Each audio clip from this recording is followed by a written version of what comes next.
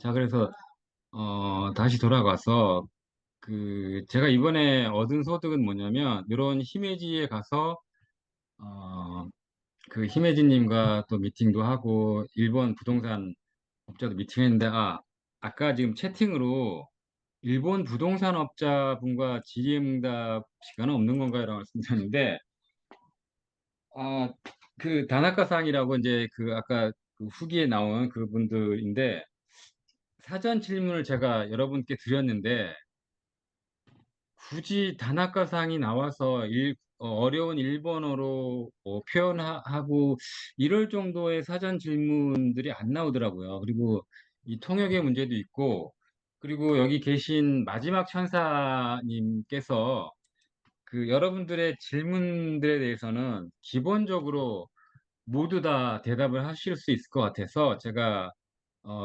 다나카상을 부르지 않고 마지막 천사님을 최종적으로 했고요. 여러분들 모르시는 궁금하신 점 있으면 마지막 천사님한테 물어보시면 아마 시원하게 답변을 드릴 것 같아요.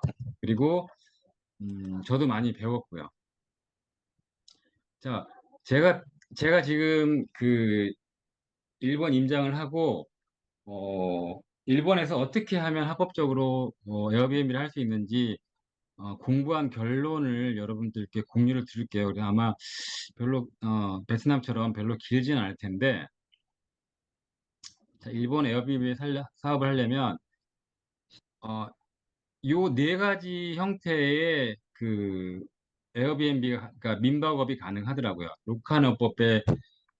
로카너법의 간이 숙소와 민박신법의 간이 숙소, 그리고 거주형 특구 민박으로 나누는데요.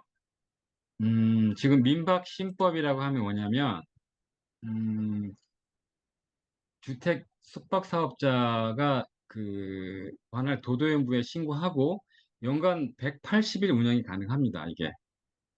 그리고 뭐 위생 관리나 이런 것들 필요하고, 그러니까 우리나라의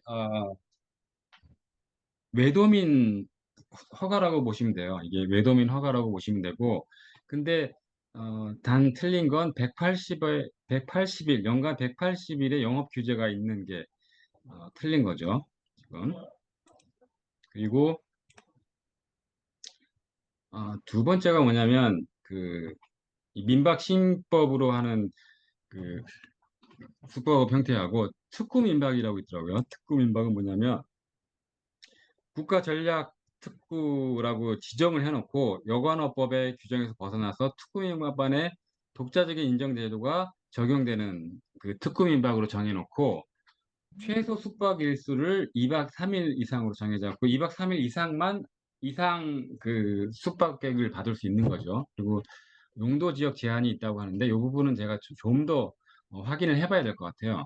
그리고 지금 특급 임박은 여기 도쿄권, 간사이권 이렇게 했는데 제가 어제 마지막 천사님하고 얘기하다가 특급 임박에 대해서 정확히 개념을 알았는데 특급 임박을 우리가 뭐 특구라고 그래가지고 한국적 정서로 하면 무슨 특별한 구역이나 이런 거로 저는 생각을 했는데 음, 25해배 뭐 마지막 천사님 그 표현에 의하면 25해배 이상의 방이 면적이면 특급 민박으로 지정될 수 있고 그 이하의 방이면 특급 민박으로 지정되지 않고 민박 신법으로 적용이 된다고 하더라고요. 그래서 그런 부분들이 있다가 마지막 천사님이 좀 더 자세히 설명해 주실 거고요.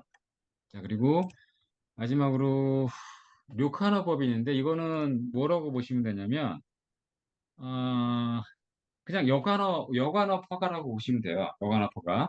근데 제가 지금 히메지 가서 확인한 건 새 물건 다 아, 여관업법상 간이숙소 허가가 가능하다라고 얘기 들었습니다.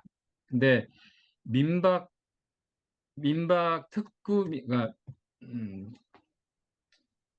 민박신법에 의한 업소와 여관업법상의 업소가 차이가 뭐냐면 이 여관업법상의 간이 숙소는 반드시 프론트가 있어야 된대요. 반드시. 그리고 민박신법에 의한 숙박 민박은 프론트가 없어도 된다고 합니다. 그 차이가 있더라고요. 저기. 그리고 이 여관업법상의 간이 숙소는 365일 가능합니다. 마찬가지로 요 민박 신법에 의한 민박만 180일의 규정이 있고요. 제한이 있고 특구 민박하고 료칸업 요 숙소는 영업 제한이 없더라고요. 그래서 제가 여기 좀 적어놨는데 정리를 좀 했는데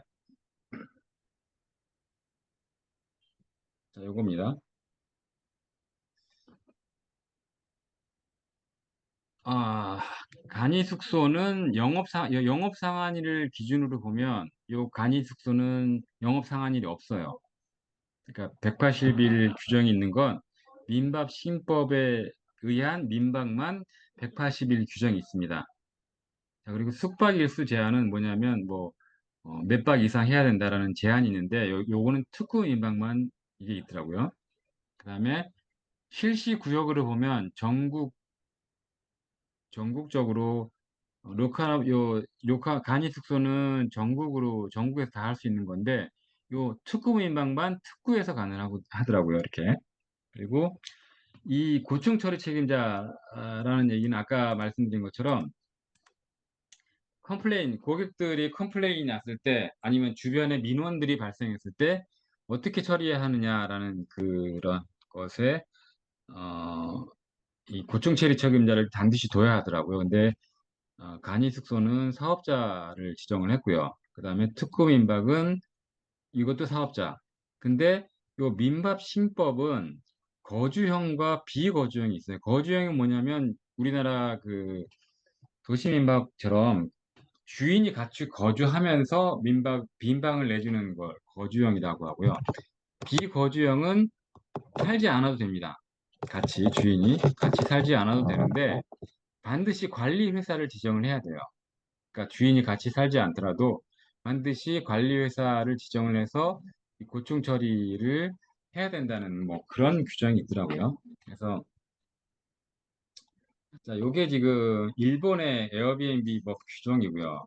그다음에 그러면 외국인은 어떻게 되냐? 제가 이번에 히메지 가서 막상 계약을 해야 하다 보니까 뭐 그 제가 아는 지수란 히메지 님이 뭐 계약을 해도 되지만 저는 법인이 없기 때문에 제가 어떻게 계약할 방법이 없더라고요. 그래서 외국인은 반드시 법인을 세워야 그 후에 계약이 가능하겠더라고요. 그리고 다시 돌아와서 이런 간이숙소나 특공민박이나 민박신법을 로 인한 그 숙박업을 개시를 할 수가 있더라고요. 그래서 일단 제가 얻은